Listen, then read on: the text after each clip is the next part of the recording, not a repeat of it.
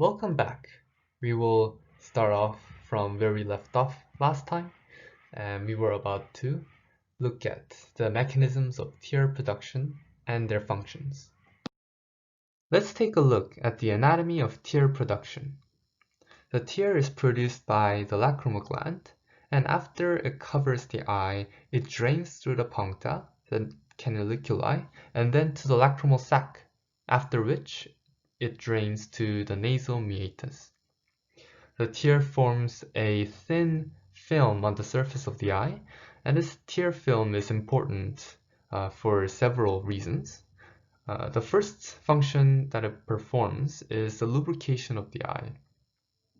Because the sclera and the cornea is constantly at risk of exposure to the external environment, as well as the constantly moving eyelids, it's very important for the eyes to be constantly lubricated. This prevents any inflammation and irritation of the eye, as well as a corneal abrasion, which is very painful and puts the eye at higher risk of infiltration by pathogens. The second function of the tear film is to maintain oxygenation to the corneal epithelium. Because the corneal epithelium does not have any blood vessels feeding it, it is important for the atmospheric oxygen to continue to dissolve through the tear film, which then can be fed to that layer of cells. The tear film also acts to combat pathogens that keep sticking to the surface of the eye. It does this by first flushing the pathogens and also having antibiotic effects, by having some chemicals in the tear film, you can successfully destroy potentially harmful pathogens. The tear film itself consists of 3 layers. The outer is the lipid layer, and this is produced by the meibomian glands. Understandably, this lipid layer slows the evaporation of the aqueous layer of the tear film. Therefore, the lubricational effect lasts longer on the eye. The second middle layer is the aqueous layer and is produced by the lacrimal glands. This contains protein, electrolytes, and water, and also supplies oxygen that we talked about earlier to the outer layer of the cornea. So essentially, this layer is a nutritional supply layer for the cells. Final and the innermost layer is the mucin layer and is produced by the crypt of Henle and the glands of Mans. This is also produced by the conjunctival goblet cells as well. And what we're saying throughout this presentation is that patients with rheumatoid arthritis are at higher risk of having an impairment in that tear production anatomy and the drainage anatomy, and thus developing keratoconjunctivitis sicca. The patients are especially at risk if they are female. The incidence rates of that is twice that of males, and also the age. The older they are, especially between the range of 65 to 80 years old, they have a higher risk of RA and keratoconjunctivitis sicca. The lower socioeconomic status population also is at a higher risk of RA. And once they get RA, the financial burden for treating that disease is high, which leads to a vicious cycle. And lastly, smoking, alcohol, obesity, and the sedentary lifestyle are also risks for rheumatoid arthritis.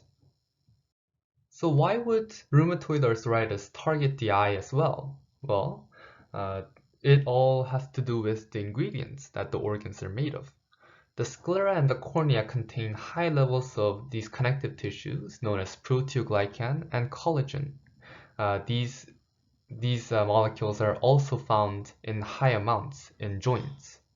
Therefore, rheumatoid arthritis also has a higher chance of affecting the eyes as compared to other organs in the body. This leads to abnormalities to the lacrimal gland as well, primarily because of its proximity.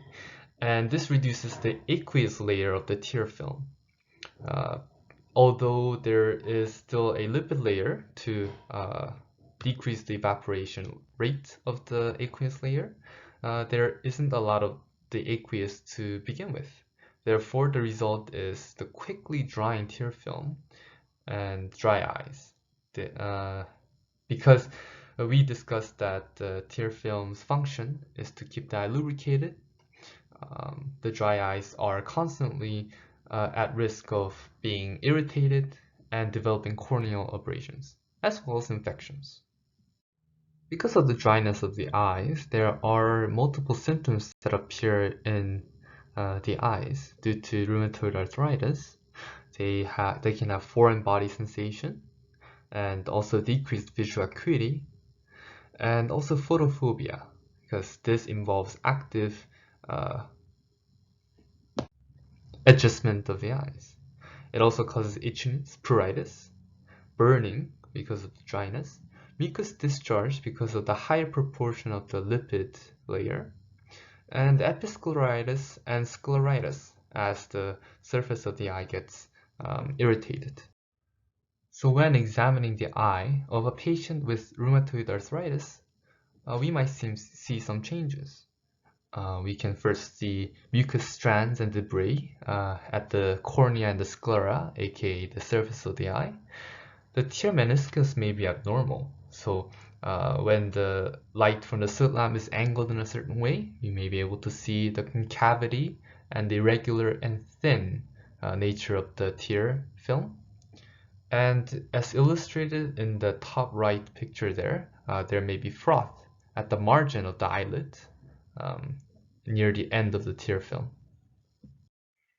We have learned in this iPiece the mechanisms of tear production and the anatomy and the function of the tear film, as well as keratoconjunctivitis sicca and episcleritis and scleritis, as well as lots of other ocular symptoms.